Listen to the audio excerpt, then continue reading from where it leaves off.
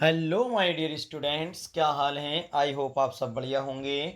मेरे प्यारे बच्चों, आज की वीडियो में हम देखेंगे सामाजिक विज्ञान विषय के भाग 2 भूगोल का दूसरा चैप्टर, जो है बेटा वन और वन्य जीव संसाधन। इसके कुछ महत्वपूर्ण बहुविकल्पीय प्रश्नों का अध्ययन करेंगे। हो सकता है बेटा इस चैप्टर से आपको बोर्ड एग्जाम में कुछ प्रश्न देखने को अवश्य मिले। इसीलिए बेटा कोई भी प्रश्न नहीं छोड़ना है, क्योंकि ऑब्जेक्टिव आपके 20 आने वाले हैं। एक भी प्रश्न बच ना जाए, इसीलिए इसका अच्छे से अध्ययन करेंगे।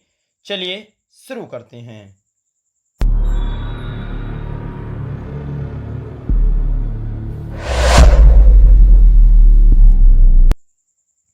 देखें मेरे प्यारे बच्चों, पहला प्रश्न है बहुविकल्पीय प्रश्न। फिर कह रहे हैं एक अंक सही विकल्प चुनिए। बेटा अगर आपका सही जाएगा तो एक अंक आपको मिलने वाला है। प्रश्न है बेटा पहला, किस राज्य की जनजातियों में विवाह के अवसर पर आम और इमली की पूजा की जाती है। किस राज्य की जनजाति में विवाह के अवसर पर आम और इमली की पूजा की जाती है। ऑप्शन है बेटा उत्तर प्रदेश और उत्तराखंड, मध्य प्रदेश और छत्तीसगढ़, उड़ीसा और बिहार, तमिलनाडु व केरल। उत्तर प्रदेश और उत्तराखंड, मध्य प्रदेश और छत्तीसगढ़, उड़ीसा और बिहार, तमिलनाडु व केरल। बताओ किस राज्यों की बात हो रही बेटा। तो ऑप्शन नंबर का बिल्कुल ठीक हो जाएगा। उड़ीसा और बिहार में इमली और आम के पेड़ों की पूजा की जाती है। आम और इमली की कब, जब विवाह होता है तब, एक विशेष जनजाति में उड़ीसा और बिहार राज्य में बेटा आम और इमली की पूजा की जाती है। याद रखें, इंपॉर्टेंट प्रश्न है बेटा, ठीक है। चलिए अब देखते हैं बेटा प्रश्न संख्या 2। प्रश्न संख्या 2 देखते हैं, ध्यान से समझेंगे बेटा। क्या है बेटा प्रश्न संख्या 2, ध्यान से समझे। प्रश्न संख्या 2 है मेरे प्यारे बच्चों, चिपको आंदोलन सुंदरलाल बहुगुणा द्वारा उत्तराखंड के किस जिले में चलाया गया। याद रखें बेटा, इससे इंपॉर्टेंट आप लगाएंगे। कैसे लगाएंगे, इंपॉर्टेंट लगाएंगे। कौन सा आंदोलन है बेटा, चिपको आंदोलन। और चिपको आंदोलन सुंदरलाल बहुगुणा ने तो अब चला लिया। अब आप ये देख सकते हैं कि इसमें खुद लिखा है चिपको आंदोलन सुंदरलाल बहुगुणा ने चलाया था। मतलब इससे आपके 2 प्रश्न कंप्लीट होने वाले हैं। अगर पेपर में आए चिपको आंदोलन किसने चलाया था, तब भी आपको लगाना है बेटा सुंदरलाल बहुगुणा। और इन्होंने पूछा है कि चिपको आंदोलन जो सुंदरलाल बहुगुणा ने चलाया था, वह उत्तराखंड के किस जिले में चलाया था। ऑप्शन है चमोली, उत्तरकाशी, नैनीताल या फिर पिथौरागढ़। तो बताओ बेटा किस में चलाया था। तो ऑप्शन नंबर का है बेटा चमोली। चमोली में चलाया गया था बेटा चिपको आंदोलन, ठीक है। चलिए अब देखते हैं प्रश्न संख्या 3। प्रश्न संख्या 3 है बच्चों, चिपको आंदोलन का उद्देश्य क्या था। ऑप्शन नंबर का है हिमालय क्षेत्र में महिला मंगल दल द्वारा वृक्षों से चिपककर उसकी रक्षा करना, या खा है जंगली जानवरों की रक्षा के लिए चलाया गया आंदोलन। ऑप्शन नंबर गा है राजस्थान में खेजड़ी वृक्ष रक्षा अभियान, या ऑप्शन नंबर घा है पर्यावरणविदों द्वारा वनों को बचाने के लिए अभियान। बताओ चिपको आंदोलन का उद्देश्य क्या था, क्यों चलाया गया था, मेन उद्देश्य क्या था। तो इसका पहला वाला ऑप्शन बिल्कुल ठीक है बेटा, हिमालय क्षेत्र में महिला मंगल दल द्वारा वृक्षों से चिपककर उनकी रक्षा करना। जब बेटा पेड़ों को या वन को काटने वाले गए थे, तो वहाँ के जो लोग थे चमोली के, उन्होंने सोचा था कि हम अपने पेड़ों की रक्षा करेंगे, और उन्होंने पेड़ों से लिपट गए थे वो, कि पेड़ों काटने से पहले हमें काटना पड़ेगा। तो उसे कहते हैं बेटा चिपको आंदोलन, क्योंकि उनकी रोजी रोटी बेटा पेड़ों से ही चल रही थी, ठीक है। चलिए अब देखते हैं बेटा चौथा प्रश्न, ध्यान से देखें। चौथा प्रश्न काफी मोस्ट इंपोर्टेंट है बेटा, ध्यान रखें। चीता को भारत में कब लुप्त प्राय घोषित किया गया था। चीता जो है ना बेटा, चीता को भारत में लुप्त घोषित कर दिया गया है। कब किया गया था ये पूछा गया है। तो सन है 1952 ईस्वी में, 1964 ईस्वी में, 1972 ईस्वी में, या 1984 ईस्वी में। कब लुप्त घोषित किया गया था बेटा। तो ऑप्शन नंबर का बिल्कुल ठीक हो जाएगा, 1952 ईस्वी में। चीता को भारत में कब लुप्त प्राय घोषित किया गया था, वर्ष या सन 1952 ईस्वी में, ठीक है बेटा। चलिए अब देखते हैं बेटा पांचवा प्रश्न। पांचवा प्रश्न है मेरे प्यारे बच्चों, अलवर जो कि राजस्थान जिले के राजस्थान में है। अलवर जिले के 5 गांवों के लोगों ने 1200 हेक्टेयर वन भूमि को घोषित किया था। अलवर जिले के 5 गांवों के लोगों ने 1200 हेक्टेयर वन भूमि को घोषित किया था। बताओ। ऑप्शन है संयुक्त वन प्रबंधन, भैरवदेव डाकअप सोचुरी, सघप वन या आरक्षित वन। कौन है वो, बताओ बेटा। तो इसका सही जवाब है ऑप्शन नंबर खा, भैरवदेव डाकअप सोचुरी। क्या है, भैरवदेव डाकअप सेंचुरी। देखते हैं बेटा प्रश्न संख्या 6। प्रश्न संख्या 6 अति महत्वपूर्ण प्रश्न है बेटा। निम्न में से कौन वन्य प्राणी विलुप्ति के कगार पर है। बताओ, ऐसा कौन प्राणी है जो विलुप्ति के कगार पर है, मतलब बिल्कुल खत्म होने वाला है। तो ऑप्शन है बेटा गुलाबी सिर वाली बतख या चीता, मधुका इंसिग्निस या हुवर्डिया हेप्टान्यून, या जंगली चित्तीदार उल्लू या पहाड़ी कोयल, या फिर ये सभी। ये खत्म होने की कगार पर हैं बेटा, विलुप्ति के कगार पर हैं। बताओ इनमें से कौन सा सही है।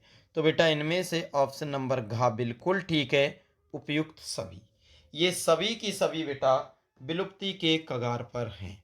चलिए देखते हैं बेटा प्रश्न संख्या 7। निम्न में से कौन एक सुवेद जातियों का उदाहरण नहीं है। इनमें एक सुवेद जाति का उदाहरण नहीं है, बताओ कौन।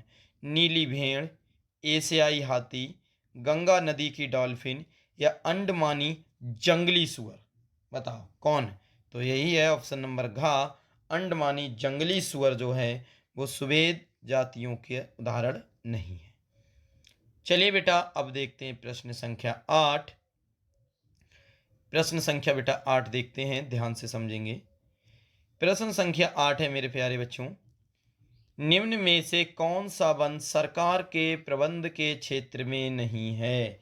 निम्न में से कौन सा वन सरकार के प्रबंधन क्षेत्र में शामिल नहीं है। बेटा देखो मैं आपको बताऊं, ये वीडियो आप या तो दिन में 3 से 4 बार देख लिया करें, जिससे क्या होगा आपको याद हो जाएगा। या आप क्या काम करें, इन्हें लिख लें अपनी कॉपी में और अच्छी तरह रोजाना याद करते रहें। जिससे बेटा देखो अगर 20-20 नंबर के आपने OMR सीट भी याद कर ली 6 सब्जेक्टों में, तो 120 नंबर तो ये हो गए आपके। समझ में आ रहा है। तो इसीलिए आपको मेहनत करना है और एक भी प्रश्न नहीं छूटना चाहिए। ठीक है बेटा। चलिए ऑप्शन है बेटा, प्रश्न था निम्नलिखित में से कौन सा वन सरकार के प्रबंधन क्षेत्र में शामिल नहीं है। ऑप्शन है बेटा आरक्षित वन, रक्षित वन, अवर्गीकृत वन, भैरवदेव डाकब सोचुरी। तो इसका सही जवाब ऑप्शन नंबर घ है बेटा, भैरवदेव डाकब सोचरी जो है वो सरकार के प्रबंधन क्षेत्र में शामिल नहीं। अब देखते हैं मेरे प्यारे बच्चों प्रश्न संख्या 9।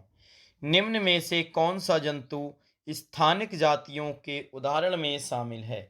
निम्न में से कौन सा जंतु स्थानिक जातियों के उदाहरण में शामिल है। ऑप्शन है बेटा निकोबारी कबूतर, एशियाई चीता, हॉर्नबिल या नीली भेड़। कौन शामिल है बेटा। तो इसका सही जवाब हो जाएगा ऑप्शन नंबर का, निकोबारी कबूतर। निम्न में से कौन सा जंतु स्थानिक जातियों के उदाहरण में शामिल है। तो ऑप्शन है बेटा निकोबारी कबूतर। चलिए अब देखते हैं बेटा प्रश्न संख्या 10।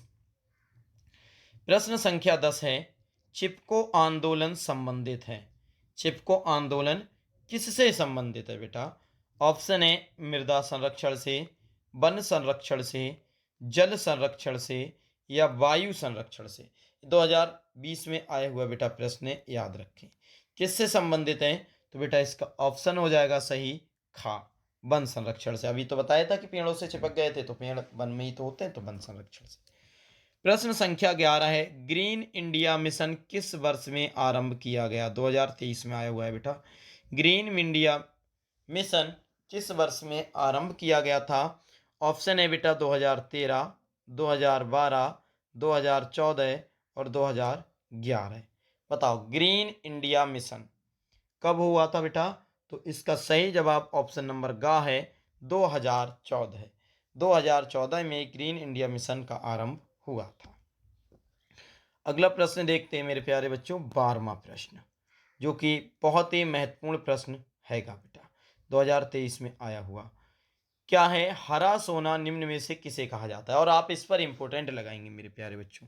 क्या लगाएंगे? इंपॉर्टेंट लगाने से आने की प्रबल संभावना है बेटा इसके। ठीक है, तो ऑप्शन है हरा सोना किसे कहा जाता है? ऑप्शन है बेटा प्राकृतिक वनस्पति, घास के मैदान, हरे पेड़, सघन झाड़ी। सघन मतलब काफी पास पास घनी झाड़ी। प्राकृतिक वनस्पति, घास के मैदान, हरे पेड़, सघन झाड़ी। बताओ हरा सोना किसे कहेंगे? तो ऑप्शन नंबर का हो जाएगा प्राकृतिक वनस्पति ही हरा सोना है। प्राकृतिक वनस्पति ही हरा सोना है बेटा। प्रश्न संख्या 13 है, निम्नलिखित में से कौन सा भौगोलिक क्षेत्र का प्रतिशत राष्ट्रीय वन नीति द्वारा निर्धारित किया गया है? निम्नलिखित में से कौन सा भौगोलिक क्षेत्र का प्रतिशत राष्ट्रीय वन नीति द्वारा निर्धारित किया गया है? ऑप्शन है 33, 43, 23 या 31। ये 2023 में आया हुआ प्रश्न है बेटा। ऑप्शन क्या थे? 33, 43, 23 या फिर 31। तो इसका सही जवाब ऑप्शन नंबर का है 33। निम्नलिखित में से कौन सा भौगोलिक क्षेत्र का प्रतिशत राष्ट्रीय वन नीति द्वारा निर्धारित किया गया? तो बेटा 33 यानी 33। तो मेरे प्यारे बच्चों, ये थे भूगोल में चैप्टर नंबर 2 वन एवं वन्य जीव संसाधन के कुछ महत्वपूर्ण बहुविकल्पीय प्रश्न। आई होप आपको ये बहुत अच्छे से समझ में आए होंगे। तो मेरे प्यारे बच्चों, यदि आपको ये अच्छे लगे हों तो वीडियो को लाइक करें, अपने दोस्तों, रिश्तेदारों, मित्रों को शेयर करें, चैनल को सब्सक्राइब कर लें और जो समझना है वो कमेंट्स भी कर लें। ठीक है दोस्तों, मिलते हैं किसी नेक्स्ट वीडियो में। तब तक के लिए जय हिंद, जय भारत।